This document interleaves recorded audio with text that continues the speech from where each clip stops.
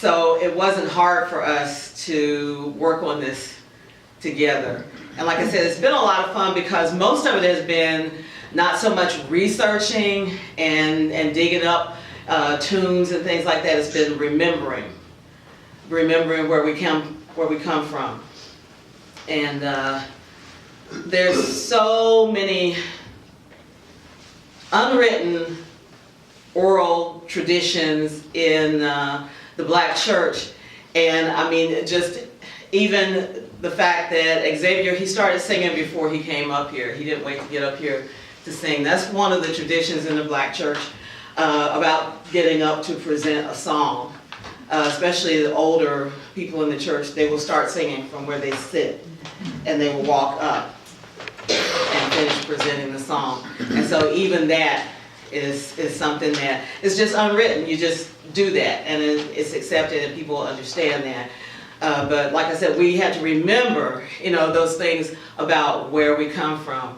I've had some people, when I tell them about what we've been doing, they ask, why are you putting gospel with blues? Gospel and blues are the same thing. It's absolutely the same thing. It comes from the same place. The only difference is the message.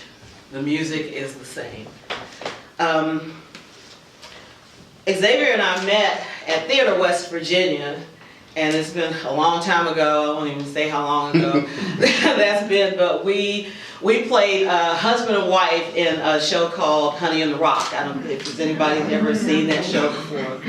And I'm going to put him on the spot here because this is a song that we haven't really done together as far as this apprenticeship goes, but we used to sing it about 5 days a week together. And it's sort of what we became known for, and it's a staple of black gospel music. Well, I'm going to hang this cane here.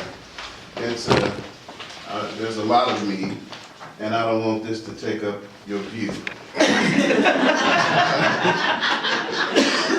Emily was introducing me, and she said I was reared in the Pentecostal church, and I chuckled a bit, and she looked at me, and I thought about my great-grandfather. He was born in, as he said, 1906, and he was a little short Indian man.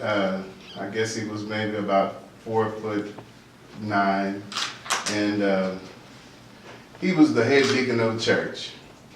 And but my great-grandmother, she was born in 1912.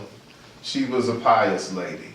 And Granddad would always come up with these anecdotes, and he would tell you, but he would always say, just don't tell your grandma I said that. And so when she started talking about that, I remembered just, being in the church with my great-grandparents, and she was talking about how that we grew up singing, and there were certain traditions and what have you. And I'm a corrections officer, and I carried that into the jails with me. My nickname in the jail is Tiny. But I love and I really, really enjoyed this program. I'm looking forward to the next level of it. I even got started writing blues, and I want to get a little bit more intricate with it, but I really, really love this program. The song that she's talking about is Amazing Grace, and she really has put me on the spot with that because I wasn't prepared. Well, just a little bit. We don't have to do the whole thing. Yes, Master. Like I said, I'm going to hear more about this later. Amazing grace, how sweet the sound that saved a wretch like me. Now we ain't sung this in a long time now. I was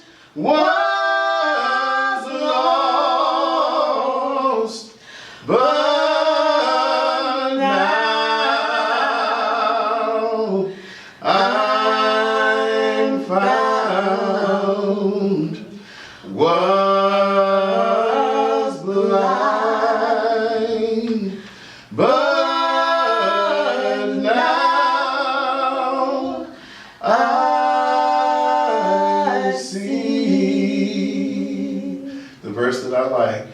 Through many dangers, toils, and snares, I have already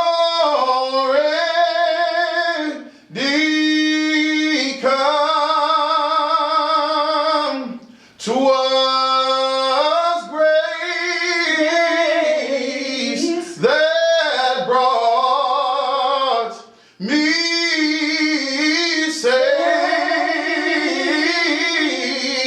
Lord, thus far, and grace will lead me home. Was that enough for you? That's enough.